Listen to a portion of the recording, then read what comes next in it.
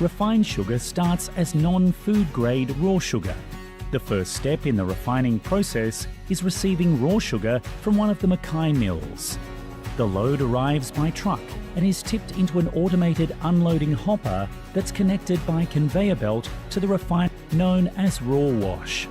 This mixture's 1,000-ton holding bin. The raw sugar is delivered to the refinery at a rate of 55 to 60 tonnes per hour.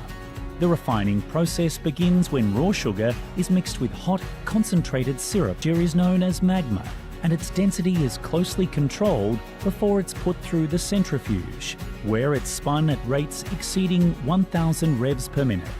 When the crystals are spun at high speeds, the sugar and syrup separate.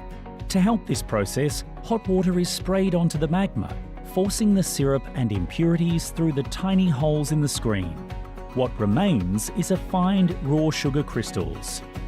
An added benefit of this process is the removal of around 30% of the colour from the original raw sugar crystal. The affined raw sugar is dissolved in hot water at 80 degrees to form melter liquor. The sugar content of this liquor is about 65%. The liquor is then passed through a coarse screen to remove large particulate matter. The next step is the clarification process known as phosphatation. This is where lime and food-grade phosphoric acid are added to the melter liquor. Fine bubbles of air are introduced along with a flocculant. This helps bind the impurities together and float them to the surface of the clarifier vessel. This floating layer is known as scum. Once it's removed, we are left with clarified liquor.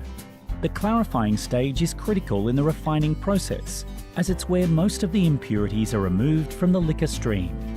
The next stage involves the clarified liquor being heated further, then put through sand and gravel filters before being sent to the activated carbon columns. The activated carbon columns are where the majority of colour is removed from the liquor. The carbon works much like a fish tank filter. It removes organic and other residual material, resulting in a further 85% colour removal.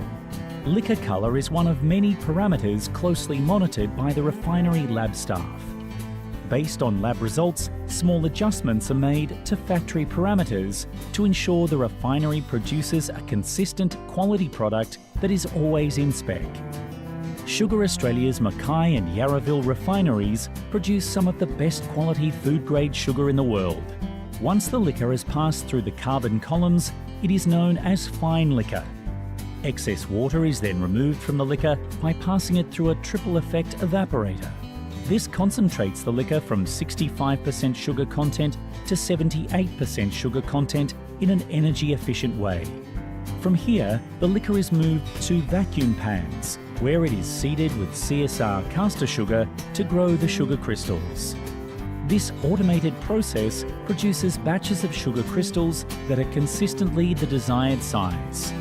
The thick sugar syrup mix, known as massaquite, now moves to the final centrifuge, where it is spun at speeds in excess of 1,000 revs per minute. The refined fugules remove the syrup from the mix. The amount of wash water added to the mix during the spin cycle will dictate the final colour of the sugar crystals. The syrup is either returned to the pans to grow more sugar or is used to make CSR branded raw sugar. Caster raw sugar, coffee sugar, or the sugar crystals are now sent to a large rotary dryer where warm, dry air is used to remove excess moisture. The dried sugar is then air-conditioned and dehumidified in a 3,000-ton conditioning silo. The final product remains in the silo for 24 to 36 hours.